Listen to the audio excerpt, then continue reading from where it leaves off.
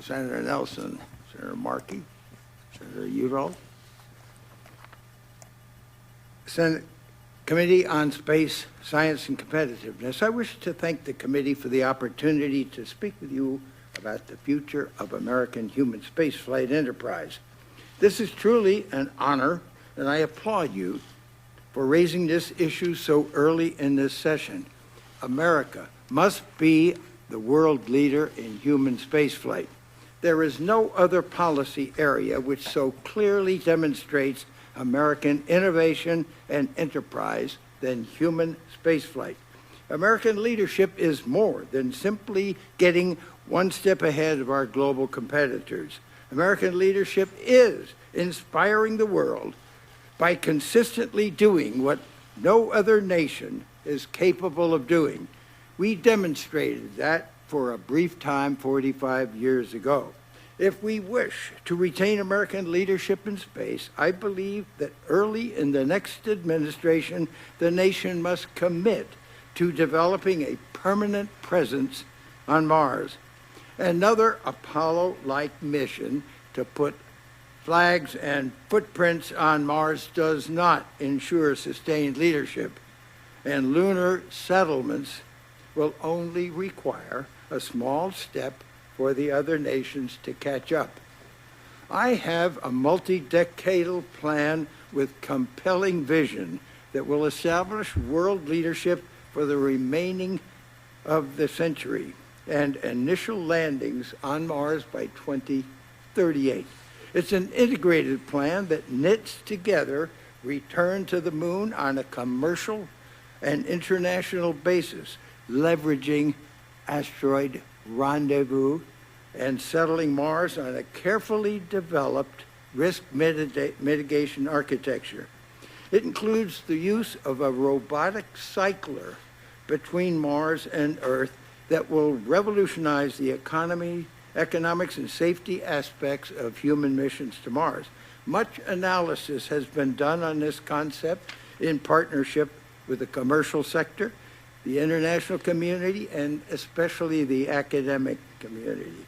All this can be done without being a major budget buster for NASA.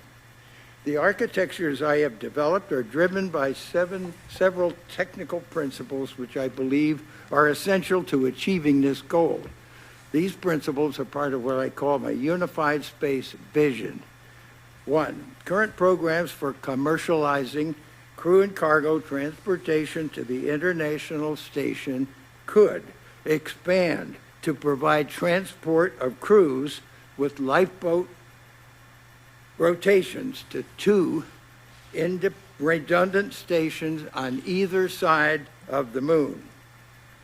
The U.S. will lead other crews from these stations for distant controls of the assembly and checkout of habitational structures and their life support systems. Also, intricate rovers will provide ice to rocket fuel resources and other resources. We also have a reliable develop and test most of the systems needed for Mars. We should participate in lunar development, but avoid getting our human spaceflight budget captured by lunar gravity's expensive consumption of funds. Let's establish a lunar infrastructure which barters visits to the surface on international landers.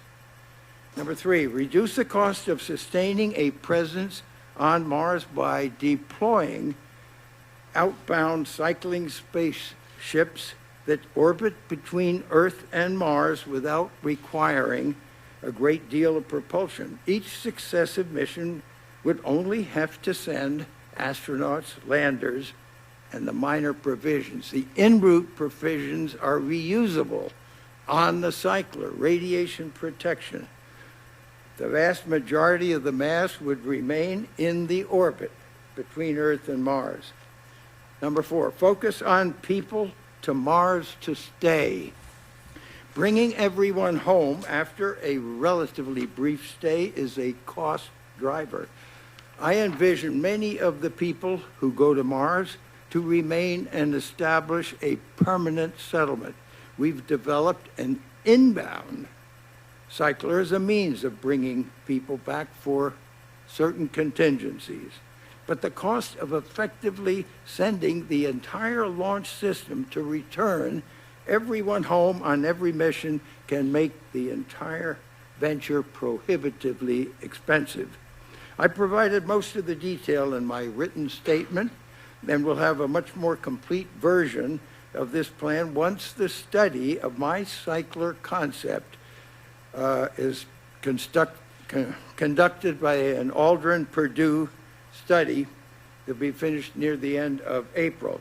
In closing, I encourage you to think about the ability of free markets in space to reduce the cost and power of American ingenuity to solve the most difficult technical challenges.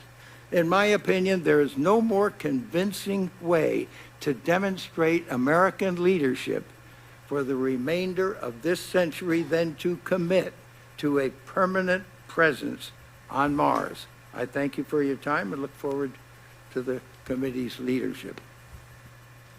Thank you very much, Dr. Aldrin.